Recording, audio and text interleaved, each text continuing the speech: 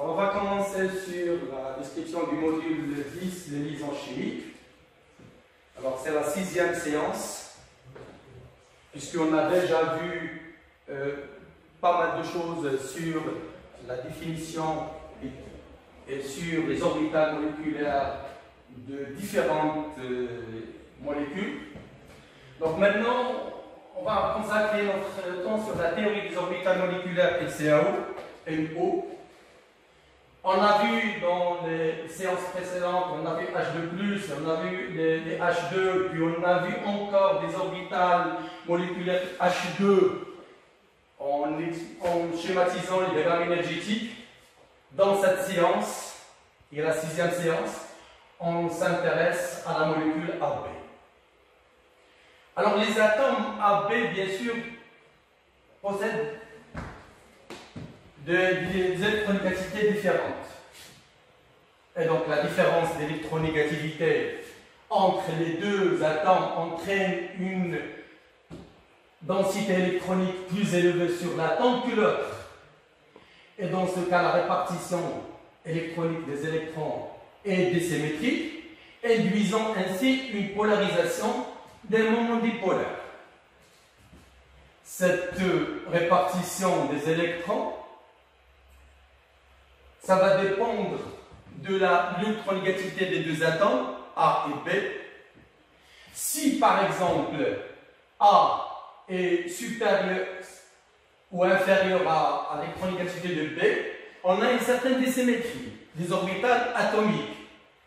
Et dans ce cas, regardons dans le schéma suivant que les orbitales 2p de l'atome et 2z de l'atome B possèdent une énergie faible par rapport à celle de A.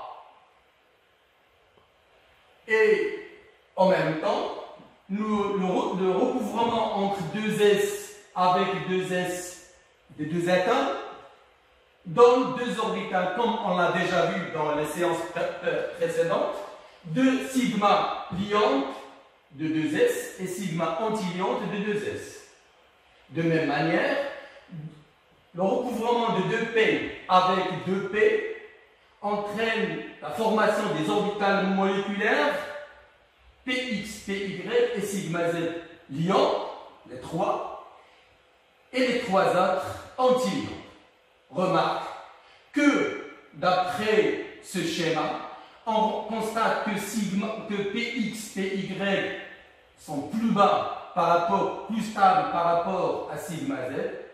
Ça veut dire que, comme on l'a déjà vu dans le cas de A2, si z est inférieur à 7, on a avec interaction SP.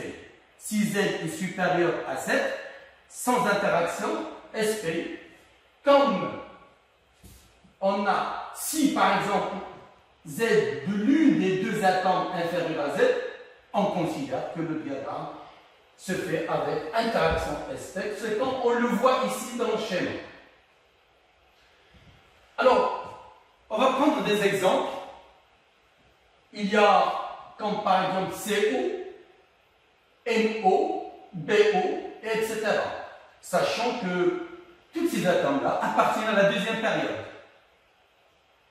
Donc, si je veux tracer le diagramme énergétique de la molécule, par exemple, de CO, je vais écrire les structures atomiques, surtout, j'insiste sur la couche de valence, parce que, comme on l'a dit, c'est seuls les électrons des valences qui contribuent ou qui participent à la formation de liaison. Donc, pour le carbone, on a un S2, 2 S2, 2 P2. De la même manière pour l'atome d'oxygène.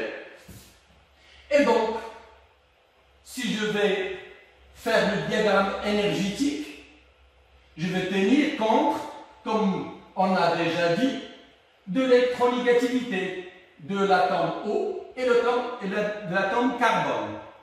Sachant que selon l'ordre de l'électronégativité et en considérant ce que vous avez déjà vu dans le cours d'atomistique, selon une période, lorsque Z augmente, l'électronégativité augmente. Et par conséquent, l'électronégativité de l'oxygène est supérieure à l'électronégativité du carbone, ce qui nous donne que les orbitales 2s, 2p sont plus stables par rapport à celles du carbone. Et on schématise, regardons que voilà, ce n'est pas le même niveau.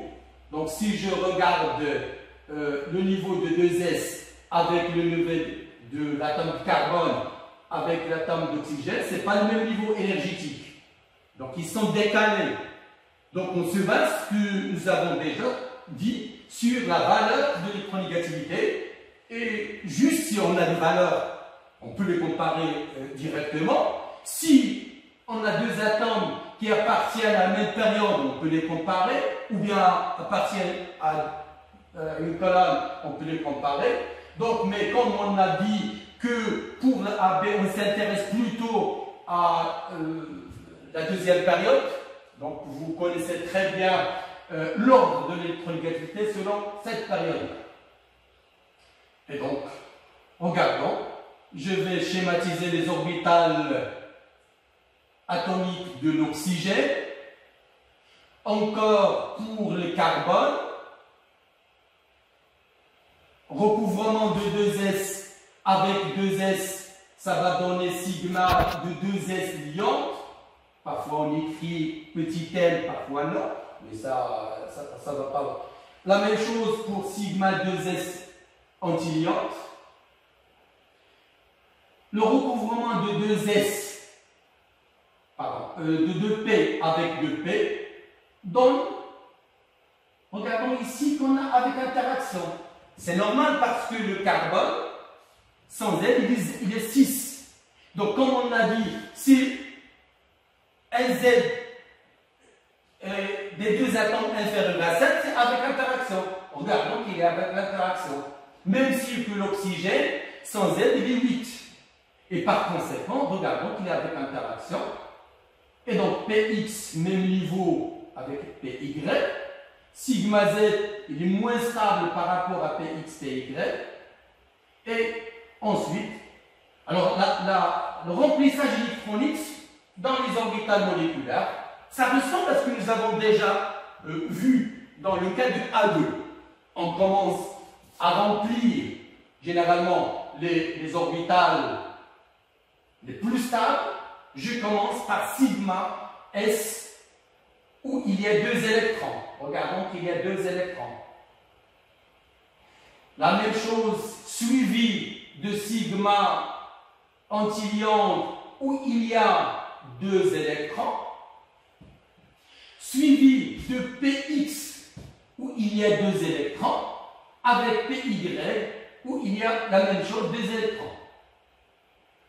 Toujours j'insiste sur que le niveau énergétique de Px est égal au même niveau énergétique, c'est la même énergie, et par conséquent, on met égalité ici. Alors,